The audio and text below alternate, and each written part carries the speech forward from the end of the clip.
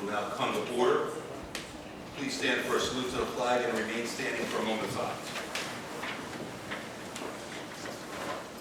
I pledge allegiance to the flag of the United States of America and to the republic for which it stands, one nation, under God, indivisible, with liberty and justice for all.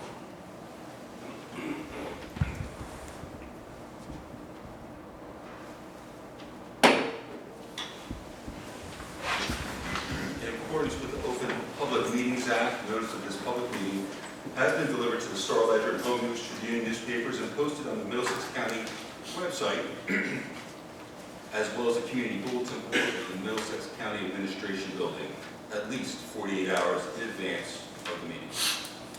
Madam Secretary, can I have roll call? Jason Friedman. Here. Commissioner Charles Kenny. Here. Ronald Sender. Here.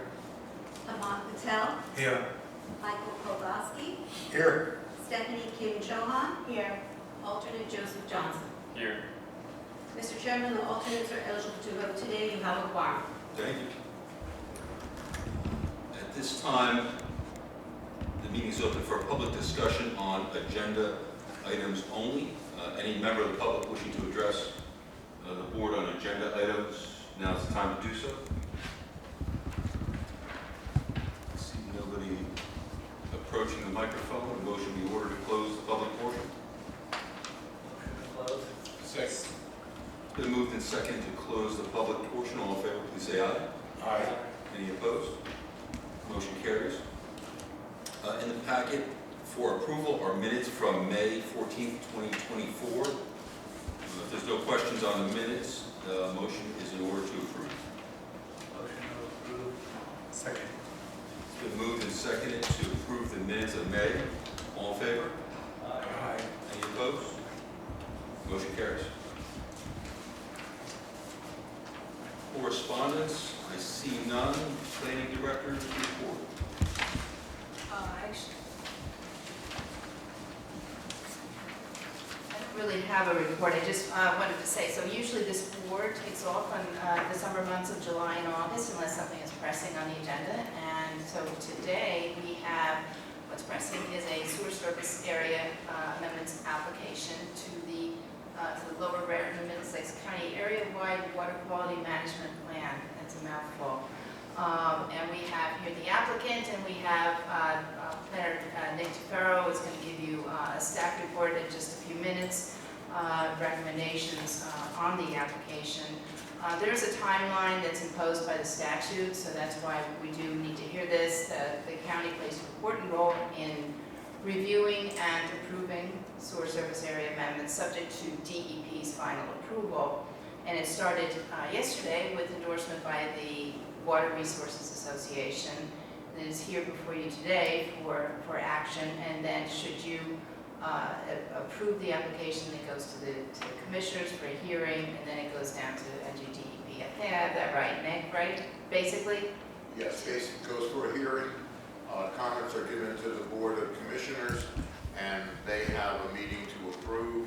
Then it goes to DEP for their final approval. Great, great, thanks. So I just wanted to explain why we brought you out here. I know you'd rather be outside in the streets in the heat, but so anyway, that's all I have, actually, Mr. Chairman.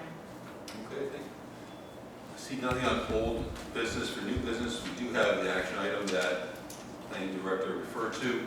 Consideration of site-specific amendment to the sewer service area application Lower Raritan Middlesex County Water Quality Management Plan, Fairmont Development, proposed warehouse redevelopment, Group 9. And we have a presentation. Yes, Nick, you want to start us off? Thank you. Good afternoon, ladies and gentlemen. I'm Nick DeFaro, professional planner and licensed landscape architect and certified floodplain manager and principal planner here at Middlesex County for Resiliency. Today we have a site-specific amendment to a request to expand the future wastewater service area for in Old Bridge for a project in block 4185, lot 1311. It is on 1279 Route 9, Township of Old Bridge. And it is Claremont Development LLC, proposed warehouse development. There is a staff report in your documents, and I will summarize that because you have everything there. The findings, this project, as I said, is in the Township of Old Bridge at 1279 Route 9, Old Bridge. The property is approximately 240 acres, comprised entirely of block 311.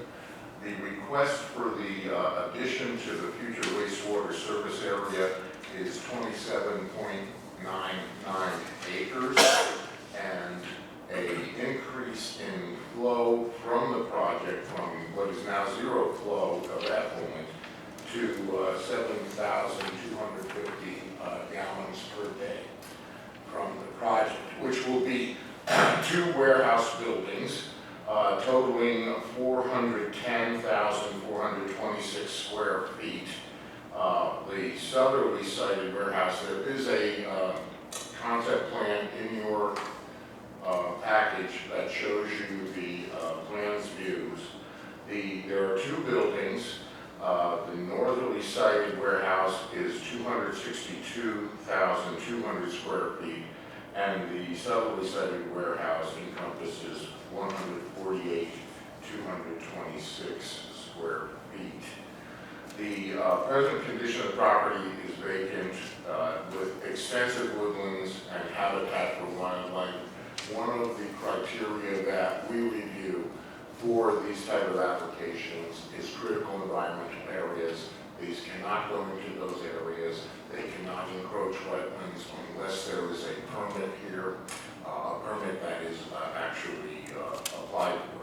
One of the conditions of DEP permitting is that the project which creates the activity for the permit has to be legally within the sewer service area before they can move on permitting. So we get these a lot where we say we will approve this with a condition that all state, federal, local permitting is approved and that it is sent to us so that we can verify that. So in this case, they do not have wetland permits. They have the required wetlands delineation, and they are going to be encroaching under a permit number 5, which is for capping and remediation of contaminated site.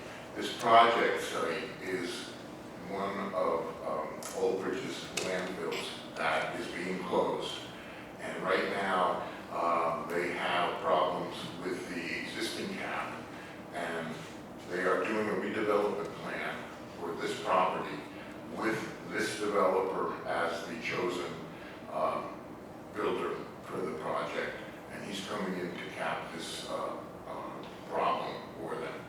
So this is a very good project in terms of the township, and they're very much in favor of it. We received an excellent letter from the municipality saying, please review this and approve it.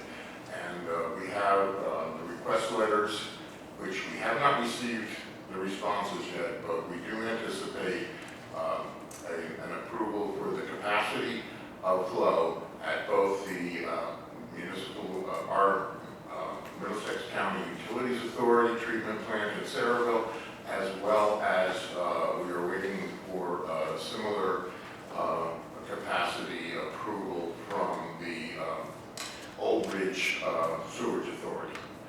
We have 2 facilities. Sewerage is the movement of effluent to the plant, and it usually is owned by municipalities, and but the plant itself is a county facility.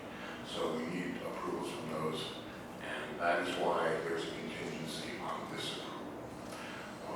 We also have, the property is seriously has happened here is they are confining the development to upland areas and to the landfill project site. So they will be encroaching, and there is a permit that they can use. And right now, the permitting cannot go forward unless we give them an approval for SSA. That's where we're at right now, and I have the applicant's engineer here who will do a brief presentation for you as well as Ms. Weber expressed.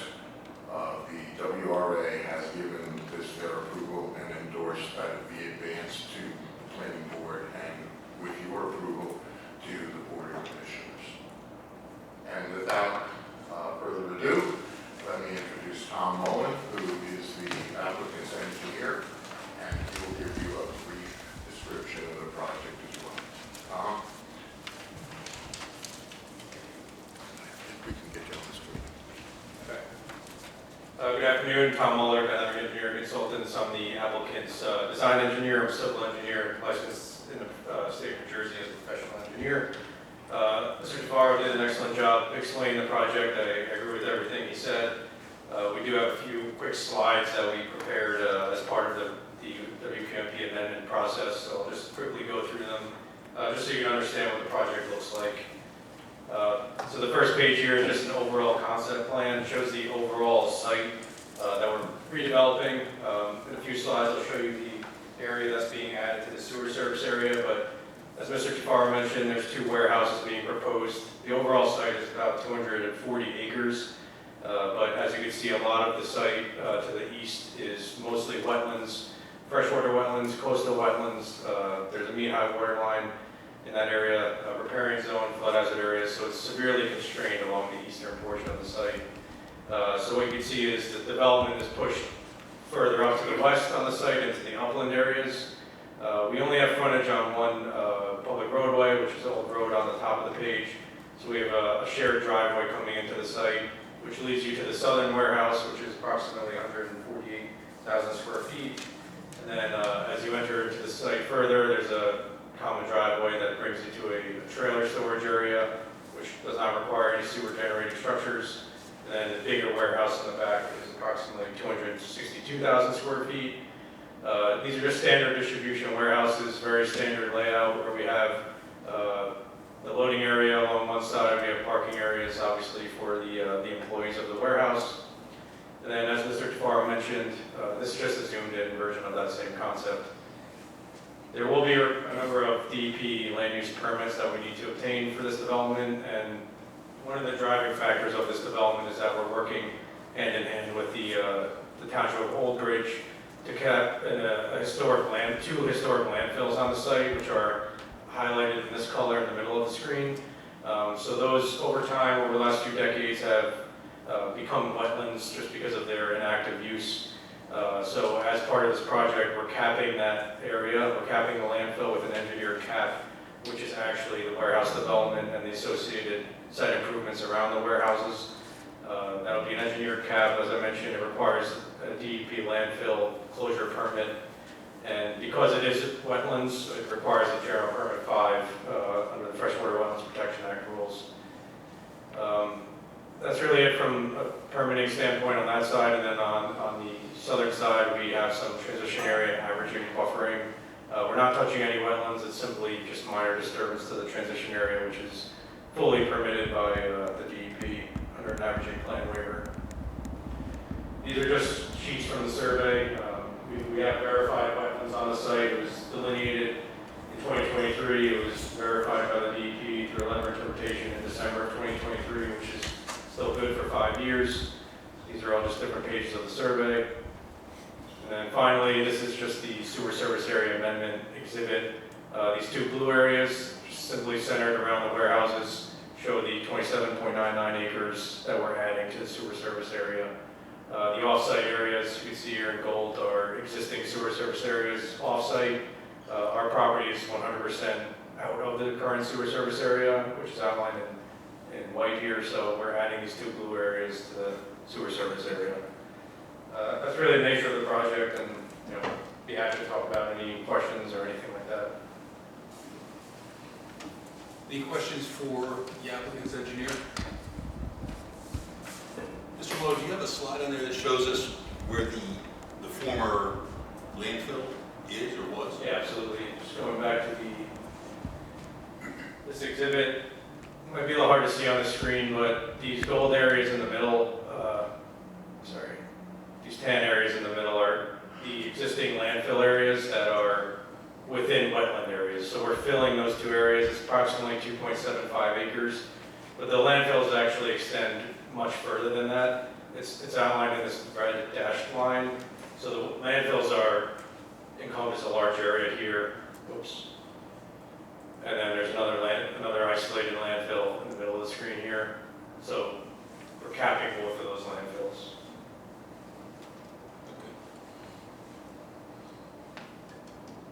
Any other questions for the applicant's engineer or our planner? Thank you, Mr. Mueller. Thank you.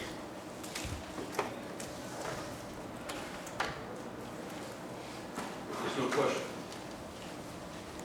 No, I was just going to say, so with that, sir, we would ask for a motion to approve or whatever your consideration is for this project. There is a resolution, right, that you prepared Yes, we have a resolution. to the board members' packet. In the packet, you'll find Resolution 2024-07. If there's no questions on the motion, on the resolution, I would ask for a motion to approve. Make a motion. Second. Moved and second to approve Resolution 2024-07. All in favor? Aye. Any opposed? Motion carries. Thank you very much. At this time, the meeting is open to public comments. Any member of the public wishing to speak on any item?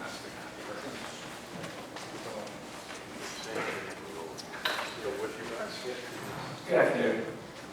I'm Charlie Craddock from New Brunswick, editor of New Brunswick Today. I wanted to start by asking maybe the county commissioner can help answer. Is there any update on filling the vacancies on the board?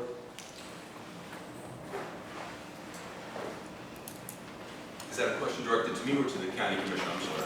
Through you, for Commissioner Kenny, is there any update on filling the vacancies?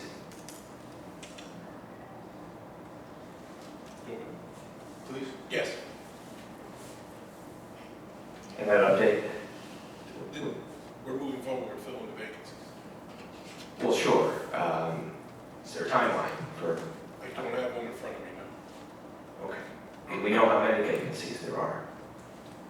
I believe at this time, we have one that's coming up that we're working on. Okay. How about allowing remote access to the meetings? I forget where we left it last time, but I think that, the work this board does is important. Technology obviously exists. It's right in this room to be able to, have people join remotely and comment remotely. I was just wondering if that's something that, this board can do for the public. Yeah, thank you, Troy. I heard you 2 months ago when you initially asked that question.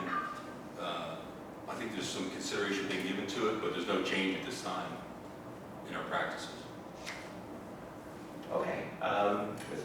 Through you for the council, would it be a board decision that if the board did affirmatively want to offer that they could? That's an option? Do you understand what he's asking, Councilor? Is he asking if we can open it for Zoom? Yeah, exactly. If like the board passed a resolution saying that, starting next month, we're going to allow remote access, that's allowed, right? That would be something the board has the power to do. Well, I believe that the board would have the power to do that. Thanks. I'll move on. I want to ask about any roundtables scheduled regarding transportation. I know we talked in the past about, roundtables. Are there any, perhaps through you for the director? I'm not aware of any. Okay, I know that Middlesex unfortunately still leads the state in fatal crashes and roadway deaths. 16 drivers, 5 passengers, 13 pedestrians have lost their life so far. According to the state police, that's 34 dead in 30 different crashes. 5 of those crashes were on county roads, so County Road 615 in Old Bridge, County Road 516 in Old Bridge, County Road 535 in South Brunswick, and then in one single day last month, 2 different fatal crashes on 2 different roads in Monroe Township, 522 and 619. I wanted to ask if anybody here can give any kind of information about what the county's doing regarding these 5 particular roads, and if there's any identified improvements that can be made to make these stretches of road safer. I know, Charlie, you came to the commissioners meeting about 2 months ago, asked basically the same question. I know Director Weber got up and gave you a litany of items that we're going to be working on moving forward to try and address these problems. As I've said at those meetings, I've said it here, it's not a light switch that we're going to turn on and off in a second. We'll continue to work, review our plan that we have moving forward, and address these concerns. But I know you get the stats for Middlesex all the time. Reading an article yesterday, I believe it's 2% across the country, either the state or the country, that fatal accidents are up since the year prior. So it's not just a problem in Middlesex, it's a problem, but we continue to work on it with Vision Zero, and we'll continue to move forward. Okay. Does that answer your question, Charlie? It sort of does. I mean, I think the remarks that the commissioner is referring to were, 2 months ago prior to these latest fatalities, and now we're at 5 different roads that the county's in charge of that have had fatalities.